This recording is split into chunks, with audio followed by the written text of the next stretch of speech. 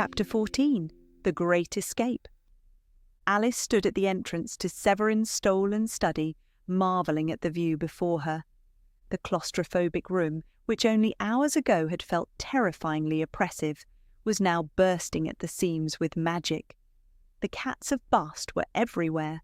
They covered the stone floor like a living black carpet, curled around the legs of the overturned mahogany desk, and perched precariously on every available inch of the floor-to-ceiling bookshelves. They were still weak, their golden eyes dull, and their coats matted with the dust of the harvest room, but the sheer collective weight of their presence made the air hum with a warm, ancient resonance that actively pushed back against the static of Severin's stronghold. But there were too many of them. The narrow stone corridor outside was still packed with the slow-moving, exhausted guardians, forming a long, dark river that stretched all the way back to the stairs of the pit. Alice heard it before she felt it. A low, distant, terrifying rumble echoed from deep within the mountain, followed almost instantly by the deafening hiss of a colossal steam engine dying violently. "Alice!" Poppet projected, his mental voice cutting sharply through the deafening roar of the flooding stronghold. "We are coming!" "Hurry!" Alice yelled down the corridor, waving her arms frantically at the remaining cats. "Come on, kitties! Move!"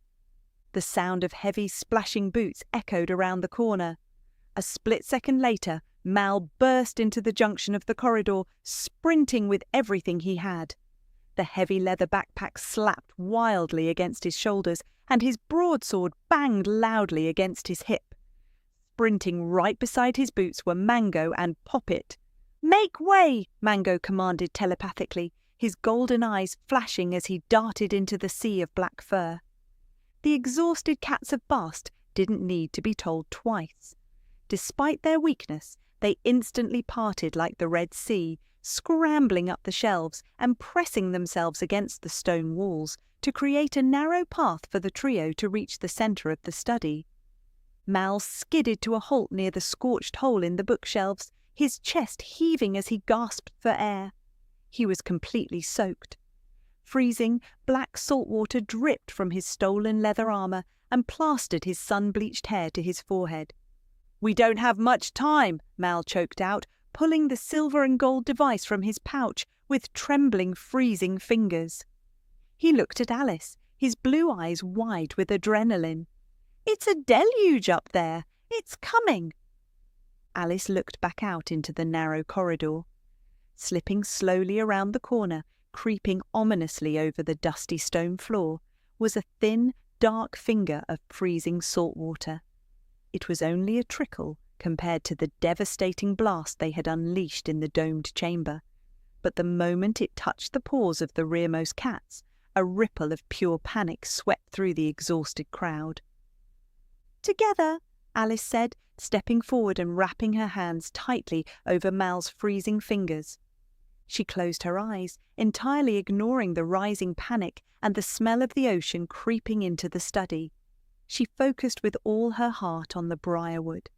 She pictured the exact spot in her overgrown garden where the original portal had opened.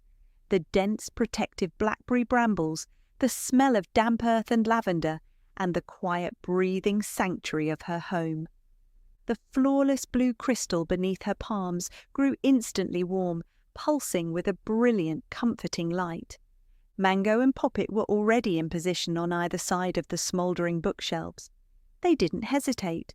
Their sleek black coats ignited into a blinding display of geometric blue fire, their magic intertwining flawlessly with the frequency Alice was holding in her mind. The air inside the scorched hole shattered.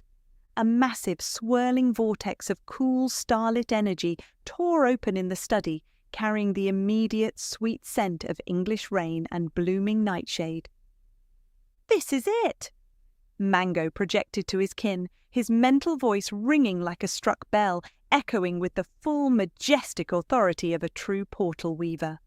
"This is your only chance of freedom. Go!" The cats of Bast poured through the portal like a tidal wave of black fur.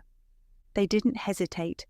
Fueled by desperation and the promise of the Briarwood's natural resonance, they leaped through the rippling blue light by the dozens. But the water was rising faster. The trickle in the corridor had become a steady, rushing stream. As the last few hundred cats funneled into the study, the freezing salt water began to pool around their paws, splashing against the overturned mahogany desk and soaking the bottom rows of Severin's stolen books. The roar of the ocean echoing down the stairwell was deafening now. The main flood was almost upon them. "Go, go, go!" Alice shouted, her voice raw as she stood by the portal, physically ushering the last stragglers through the veil. A painfully thin tomcat stumbled in the rising water. Alice scooped him up without thinking and tossed him gently through the rippling blue light. Finally, the study was empty of Bass cats. The freezing black salt water was nearly up to Alice's knees. "Alice, now!" Mal yelled, grabbing her arm. They threw themselves headfirst into the starlit vortex, the freezing water of Severin's corrupted realm splashing against their boots as they crossed the threshold. Alice landed hard on the soft, wet grass of her own garden, gasping as the cool, clean night air of the Briarwood filled her lungs. Mal tumbled out right beside her, landing heavily on his back. Mango and Poppet bounded out a split second later, their glowing blue runes flaring one final brilliant time. With a sharp, echoing pop, the massive blue vortex snapped shut, instantly severing the roar of the rushing water and the heavy stench of ozone. Alice lay in the damp grass, her chest heaving as she stared up at the cloudy English sky. The silence of her garden was absolute, broken only by the soft collective purring of 1,000 exhausted magical cats settling into the protective shadows of the brambles. Severin's stronghold was drowning in the dark. His army was broken, his stolen magic was gone, and his threat to the multiverse was finally over.